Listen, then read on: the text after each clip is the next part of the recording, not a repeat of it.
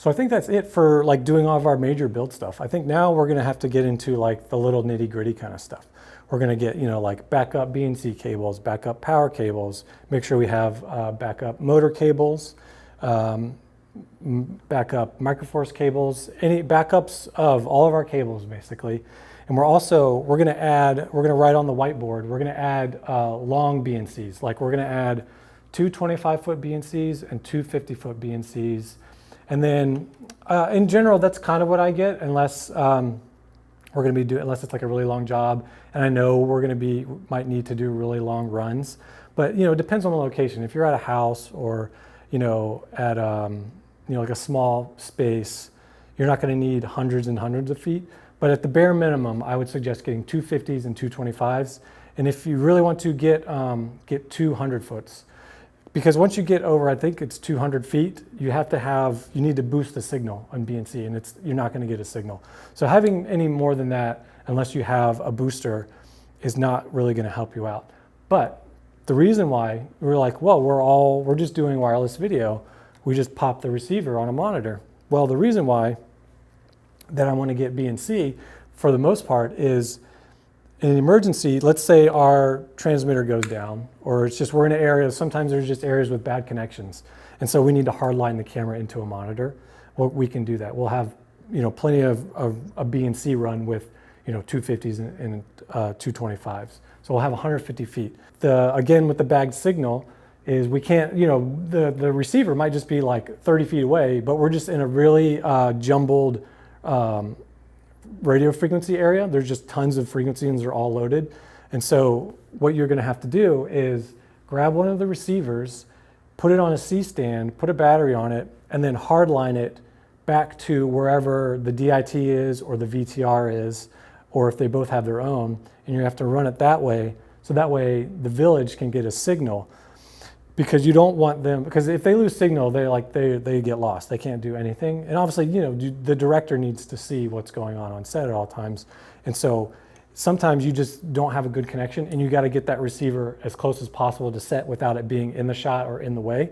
And so that's why we're going to add that BNC, even though most of the time we're just going wireless straight to the monitors on the receivers. A great example of this is just recently I was on a job where our DIT was getting the signal and then feeding it to our monitors, to the VTR, and his cart was in a carport down below. The house was on a hill, and it was like a multi-level house on a hill, and so we had to run the transmitter up the hill next to the house out of the line of the camera, out of sight of camera, and we found a spot that it lived all day, but we still had to run about probably more than 50 feet of BNC just from that receiver to his cart so that he can get a signal and then feed it back out to everybody else. So you can run into that stuff all the time, and you never know when it's going to happen. So always make sure you have those BNCs on your order.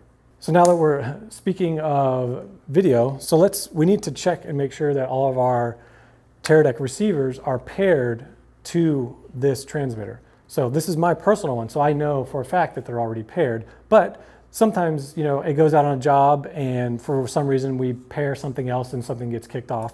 And so it's always good to just check and make sure that all of your receivers are paired with your transmitter. So I'm just going to use this 13-inch here, and I'm just going to pop each transmitter on, or each receiver on, and plug it into the monitor and make sure it powers up and make sure it's getting signal. I'm going to do a little trick. I got them all stacked, and they should do pass-through power through all of it. So we're going to see if it works. And then I can just take a BNC and plug it into each one. And then the battery is just going to go right here on the back. So we've got like a super receiver situation. And we'll just start from the first one. We might not have to throw antennas on it because we're right next to it. But sometimes I might have to throw a couple on. So let's see. Right now if we look here, we're receiving video on all three. So let's turn our monitor on. So here, on the first one, we've got video. So let's switch it. On the second one, we've got video. Switch it again. And on the third one, we have video. So they're all paired and they're all connecting and they're all powering up. So they're good. Now this isn't how I always do it. This is just like a little trick to show you. Normally I will put each one on, put a battery on, and then test it, and then pull the next one, and then do the next one. But this is just a little fun trick that you can do. It saves a little bit of time. So one more thing we need to check is I have my personal 17-inch monitor on the job, and so I want to make sure that works. I know it works. I use it at home for my computer when I'm coloring and stuff, and I take it to set all the time, but you never know. So we just need to power it on and make sure it works. All right, instead of going into the body of the camera, I'm just gonna go out of the Teradek. It's just quicker and easier to get to. And now this works. And then in addition to making sure it works, we'll make sure we have all of the accessories we need for it. So I have a hoodman for it. So I have the top hoodman and the bottom. And I also have an OSHA cable. I think it's out somewhere. So we have an OSHA cable for this as well. And then another thing, one thing that you can add is a 4-pin XLR power cable. So that way, if you want, you can power that monitor with one of those block batteries. So that's always good to do. So if maybe you have like a monitor living on one of your carts, like your camera cart, you can just leave it there and then power it with the block battery. Or if you're just on set or wherever, you just throw a block battery, you don't have to worry about plugging the monitor in. And those block batteries will power those monitors for most of the day, like at least half the day. Okay, we're getting close to the end here. So we still need to check our sticks and let's check our rolling spreaders. Another really crucial item to check is your sticks and your babies, and to make sure that the spreaders are working and that the legs themselves can actually hold weight. So what I like to do is, I learned this from an AC friend of mine. I found out many years ago, that he was doing this at all of his preps, is he would spread them out and get them set up, and then he would loosen them, and then he would just raise them up just a little bit.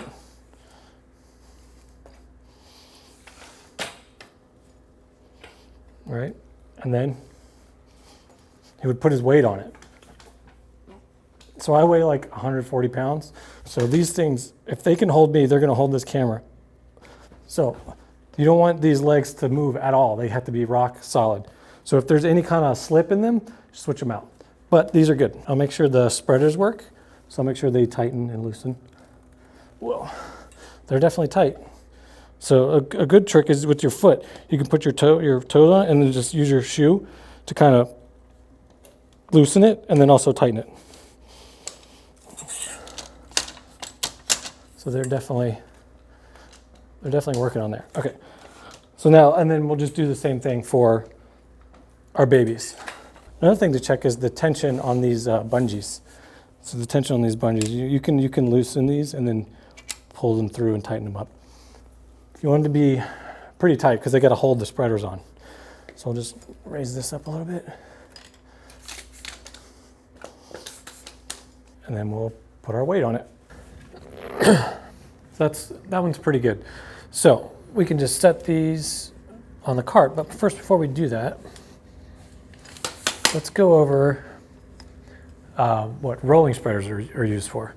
Okay, so even though let's say this job was just like strictly handheld, I would still get sticks, babies, and some rolling spreaders. And the reason why is because that way we can have the rolling spreaders on the sticks and just rest the camera on the head and just roll it around wherever we need to while they're lighting. So they can look at something while they're lighting, and no one has to be sitting there holding the camera or keep their hand on the camera because it's sitting on a box. Now we can just safely put it on the sticks, and we can move it around wherever we need to on the fly. And we can adjust the height. It takes a little bit to adjust the height, but we can just throw it on there. If we don't have a dolly, this is a great second option for that kind of stuff.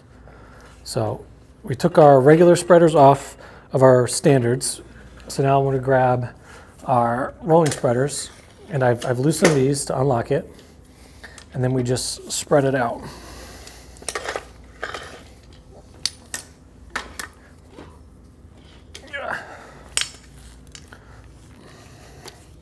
So we'll just spread it out, we'll set it down, and then we got to make sure that we lock this, otherwise these will still move.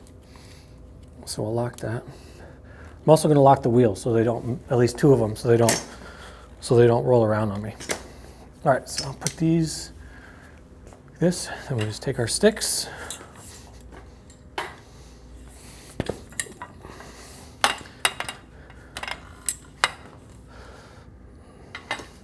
Now there's kind of two ways to set these in here. The way that I've done it for a long time, this wheel lock, it just came unlocked. What I was saying was there's two ways to kind of do this.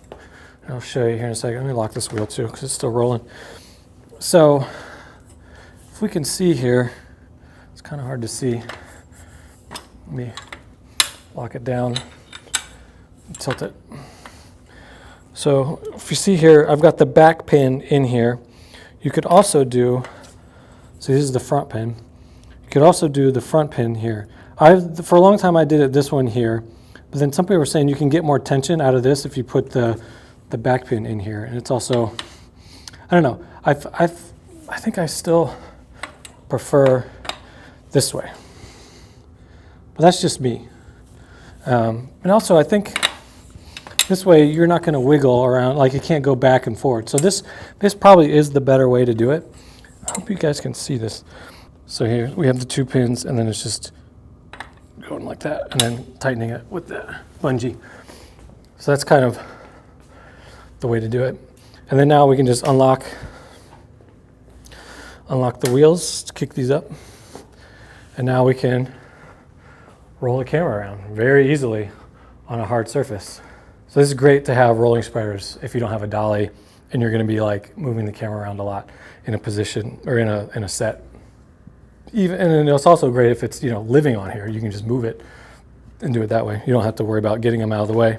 Like if it's handheld, like I said, you would set it there for lighting, and then when it's time to do the shot, take the camera off and then just roll the head and the sticks somewhere out of the way. And then you can bring them in between takes or in between setups.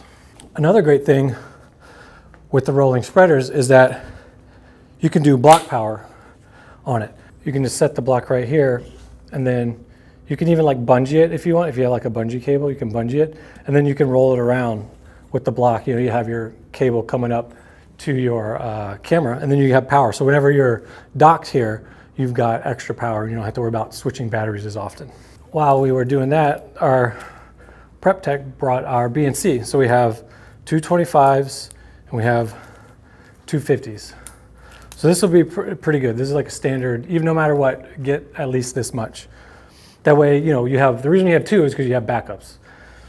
And if you want, you can get three of each. If you think you're gonna go through them, if they might, get worn out or break, you can always just add more. They're simple to add. So now what I like to do when I'm getting pretty close to like being done with this entire prep. So I think what we'll do is I have a list on my phone that I like to go through. I have it pinned in my notes.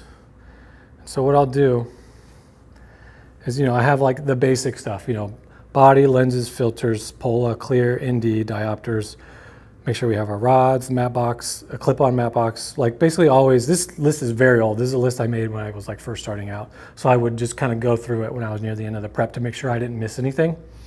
Because back then we used to get swingaways or clip-ons. Now like pretty much everyone just uses the clip-on unless they have to use a swingaway studio. The step-down rings, make sure you have the right rings for each lens for your matte boxes, because like I said earlier when we were going through the lenses, all of these front diameters are the same. But if we have different lenses, sometimes they're going to have different front diameters for that clip-on. So every time you change a lens, you might have to change your backing for your matte box to go on that lens. So make sure you have tested, like physically go and test, make sure every single lens has a backing. Donuts, if you need a donut, like for a studio matte box, get some donuts. When we have our sticks, our babies, our hi-hat, a low hat. We do have our hi-hat and our low hat over there. And then batteries, I like to make sure I have enough batteries.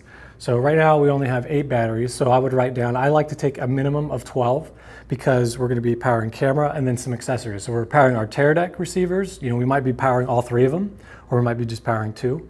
And then we might have like a handheld director's monitor, which is something we haven't done. So that's something, as we're going through this list, we need to add a handheld monitor, just in case. Let's pretend there's VTR on this job.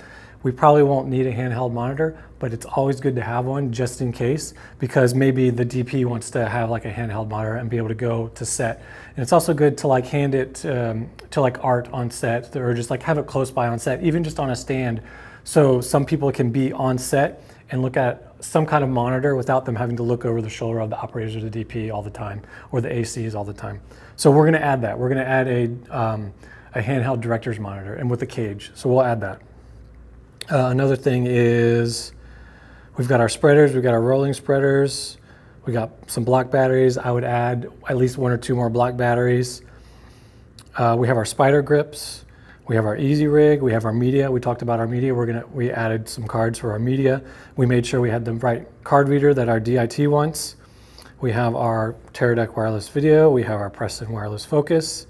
We have our regular manual follow focus as a backup. And then we have our onboard monitor, and we have hoodmans for them. If we go back over to our cases, you'll see we have hoodmans for them. This is what a hoodman is. Now, with these high bright monitors nowadays, it's not too often you need these. Sometimes you do. It's just a little hood that goes on the monitors, and they're different sizes depending on what size monitor you have. So make sure you have the right size for your monitors. And like I said, I also have one for the 17-inch. And then now let's see, hoodmans, and then we have the 17-inch monitor. You always want to have a 1/17-inch. Whether it's for the director or for the DP, but you always want to have one of those. You want to have one big monitor on every order. And handheld monitor, at the bottom, like I mentioned, we need to add that handheld monitor. So we're going to do that. AC power, this is what we've been using to stab in for AC power. Right now we're unplugged, so we'll plug it back in. One little cool thing that we could get for our AC power is we could get like a little pigtail. So these little jumpers that'll go from this LEMO pin to a XLR. And then instead of needing this cable that also has the cable that we're using right now, it would just be XLR on both ends, and then it will just go right into there. So it makes it just easier, because sometimes getting into the camera like this is a little difficult. And it's easier with the pigtail. You can kind of do it with one hand. You can just kind of pop it right off. And it just makes it a little bit easier. It's kind of like a quick disconnect. So it's good for doing hot swap or just stabbing in really quick. So that's something, it's more of a quality of life thing that you could add. It's not something you need, but it's just a good little accessory to have on your package. So it's the same thing that's on this Euro plate. And so the camera will just go straight in with this plate. And this is also good for rigging. So it's good to have a backup of one of these, and also a dovetail for any rigging you need to do, because you never know when you just want to put this somewhere, so you can just quickly put the camera on and off. All right, so it looks like our prep tech just brought over our handheld director's monitor, and he brought it with a hoodman. We have our hoodman, and we have our power cables and BNC, and we have backups. They always typically bring a set of each, so that you have a backup already, so you don't have to ask for it. But I generally ask for just a few backups anyway. Backup, backup, backup. I know I say it a lot. So all we're gonna need is, because we're just gonna slap one of our receivers on here, is we'll just put in our BNC, and then we'll go grab our receiver, and then we just need a battery. I think we have one right here. Yeah. Just take this one from the shark fin, then we'll just slap this in and make sure it works. Should work. Even though there's no antennas on here right now, it'll work. All right, so right now it's an HDMI, so we're gonna have to change it to SDI. And then now it works. We've got image. So now it's easy. So now we have our director's monitor. Make sure you get one with a strap, because in that way, the director can hold it with their strap, and they can just put it at their side like this if they want to, or whoever's going to use it. It's mostly, a lot of times, this is for a director more than anybody. One thing that we should add here, and this will probably come from our Teradek case, or you can ask the prep tech for it, but we already have some. I already have some in my Teradek case. There's a baby pin adapter. So I have them here. So this is a baby pin adapter, and it comes with a lot of Teradek kits anyway. And so I have a few of these, and you just put it right on the bottom. It's 1/4-20, so it goes in, remember, like I said, all the accessories use 1/4-20 and 3/8. So it's 1/4-20 on the monitor, and this is 1/4-20. And then we have a baby pin receiver. So this will go right onto a C-stand, like this one right here.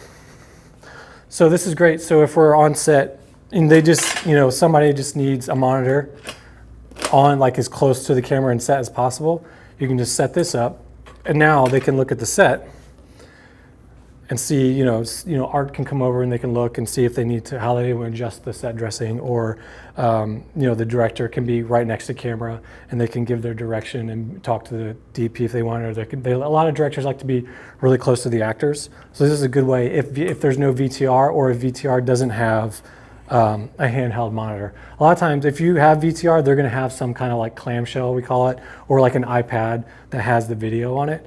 But this, and they'll get playback from that, but this won't do playback from VTR. So if they ever want to see playback and there's VTR, they have to have that monitor to see it, or they just have to walk to a monitor that has playback. Because it's like if it's a union thing. If it's a union job, we are not, as camera assistants or operators or DP, are allowed to do playback. That is the job of VTR. So that would be taking their job. So again, just a lot of detailed stuff, but this is good to have on set just so people can be close to camera and on set so they can see it. Or if you're, if you're outside somewhere on a location on a beach or something and you just don't have a lot of stands or anything, you can just have that monitor ready to go and you can just easily be mobile with it. So, getting that monitor pretty much wraps us up. We've gone through everything, we've got our backups, we've made sure everything works, we've anticipated everything with our lenses and our filters. We've talked to all of our right people, that we have all the cables that we need. We're not doing crane or anything like that, so we're good. Like, we're just doing handheld, studio, primes, and zoom. So like we're pretty good to go on this particular job, on this prep. So remember, like I said, I'm going to leave this zoom cable so that when we do switch over, it's one less thing that I have to do. So, again, we would tidy this up.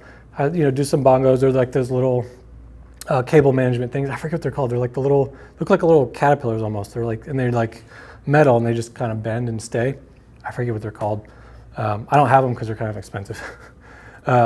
I just use bongos. So you just wrap some black bongos in different areas and make this nice and tidy. Clean up any slack. Leave a little bit of slack, but not too much so that it could catch into something. And just kind of clean this up and wrap that up, and then you can just pull it out when you need. And then we would need this to stay. I would have this stay unless it gets in the way, then I would pull it, the eye bolt. Now, what I like to do when we're done, you want to pack everything up into what cases they go in, or what you're going to do is, what I like to do is, what we don't have is an AKS case. So what an AKS case is, it stands for all kinds of shit. So what we put in there is we'll put like our matte boxes, maybe our filters in there. Well, we have a filter case, so I wouldn't put filters in there. So what we're going to put, like our handles, maybe our microforce, any kind of stuff that we need close by, but we don't need individual cases for. So any of that kind of stuff, matte box accessories, handheld accessories, Preston accessories, maybe an extra motor, keep an extra motor in there if we need a backup motor. Any extra cables that we need, we're going to put those in that AKS case. Our hoodmans, we can put, any little things that we need close by in that AKS case. So that way we can just open up and grab this stuff. And we're not, we don't have like tons of cases on the cart, because we want to be slimmed down as possible. So we just pile everything into an AKS case and all kinds of shit case. So I like to get just like a nice kind of small case, not too big. Depending on how much you have, you might have to get a bigger case, but just kind of gauge it with what you want to put in there and how much space you need. So make sure you add an AKS case and just kind of keep that organized and get it ready. Like, get everything that you are going to be using the next day ready to go how you want to use it, right? So we're going to prepare that Zoom case to have all that stuff in it when it's ready to go. We're going to have our AKS case have all that stuff ready to go. We will even pull out that manual follow focus and keep that in that AKS case. So that way, if for some crazy reason this does go down, this MDR does go down, or all the motors go out, or whatever it is, we can grab that manual follow focus. And then we can put our hard mats in that AKS case. We can put our eyebrow. Although you probably want at least the eyebrow and the hard mats in your second AC's bag. You want that stuff as close to camera as possible. AKS kind of sometimes will live on the cart. It may not be with you right next to camera. It'll be on the cart, so you can just go quickly grab it. Depends on where you're at and what you're doing. Any backup Noga arms that you have, all your Teradek accessories that you need, throw it in there. So, and get it where you want it to be. when I pack up the cart. So what we'll do here at Panavision, the way that they do it is we'll pack everything up how we want it, and they'll put it back exactly how they found it. They still have to scan all of this stuff. It all has barcodes on it, even the cables, everything has a barcode on it.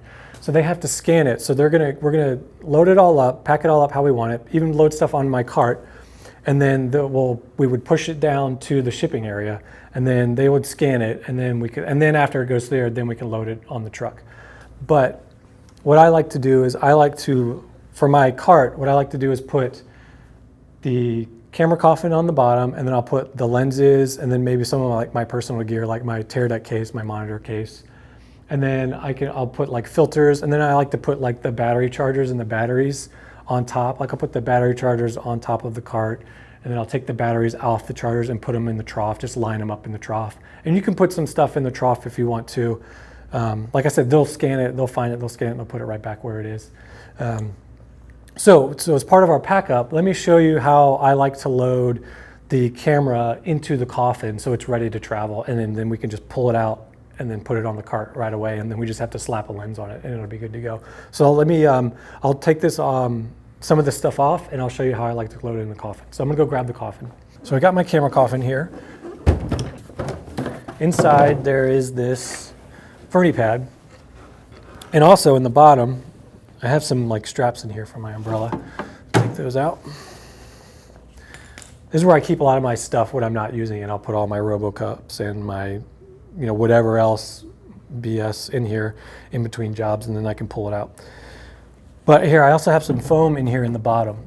And I got this from a Pelican. A friend got a new Pelican, and they didn't want the foam, and it fit perfectly without me cutting it into this coffin. So I use that on the bottom to pad the camera.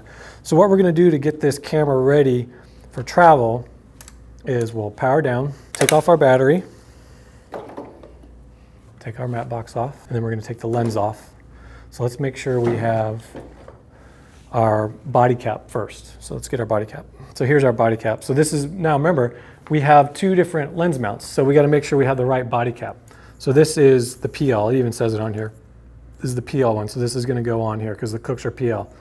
Now what you can do, what I like to do at the prep, it's not as big deal with the PLs, but on the Panavision ones, I like to cut a little fluorescent paper tape triangle and have it point to where the notch is, or where the hole is on the Panavision mount. And that way you don't have to look for it. You can just see where it is and just put it in there.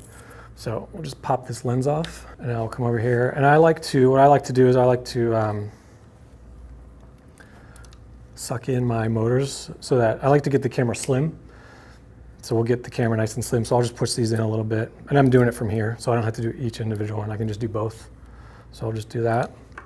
Make sure no cables are poking out. So we're gonna pull our AC power. So then what I like to do with the monitor is you can also, which is a good idea, is if you have an extra lens cloth, just cover, not lens cloth, lens wrap. If you have extra lens wrap, you can cover the monitor. But what I like to do is I like to have the screen face out. So that way, if it's in and there's any kind of vibration, even just a little vibration from the truck, and it's rubbing against some metal, it'll scratch the screen. So what I like to do, one of the cables fell. What I like to do is have it face out, and then I'm not cranking it down, I'm just getting it tight enough that it's loose. And then I'm making sure that everything is low, as low to the top panel as possible, because the coffin isn't super tall. So sometimes you can get away with leaving the eye bolt. This one's a little tall, so I'm gonna lose this eye bolt. I'm gonna put it somewhere safe. I'm gonna put it probably with the easy rig. I'm gonna put it on the frog clamp right now with the easy rig. And then the next thing I will do is we'll take off the antennas, because these things break super easily.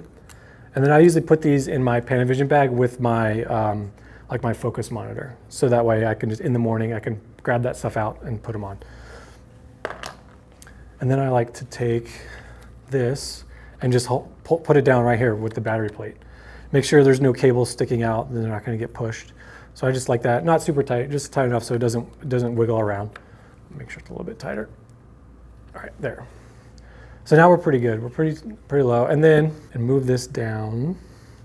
Suck this into the body a little bit more and move it down. Again, we want to be as low as possible, and we want to be as skinny as possible. All right, so that's pretty good. This is how I will load a basic build like this into the coffin. So I'll show you what we'll do here. Is that I'll leave this plate. I'll leave the bridge plate and the dovetail. So I'll just pop it right off. And then now I'm gonna, before I put it in, I want to grab my Fernie pad, my sound blanket. I'm going to kind of drape it over the coffin, and then I'm going to push down, get rid of all that.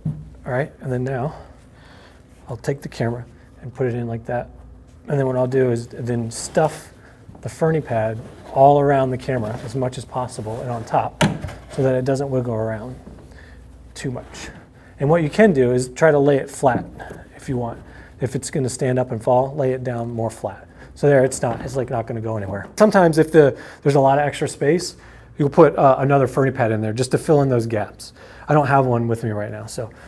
And then you just take the top, latch it, and then I put it on the bottom of the cart.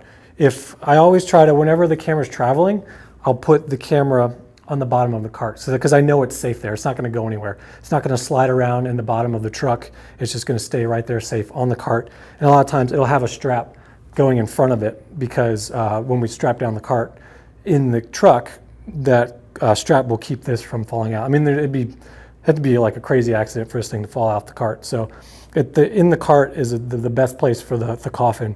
If not, they're on the truck. Find somewhere to wedge it in between big cases so it's not going to go anywhere and it's not going to slide around. That's it. That's how I would pack up the camera at the end of the prep. And like I said, at Panavision, they'll scan it and they'll put it right back because they have to scan everything on the camera, and they'll put it right back and make sure it's good. But if you're at a lot of the rental houses will pre-scan.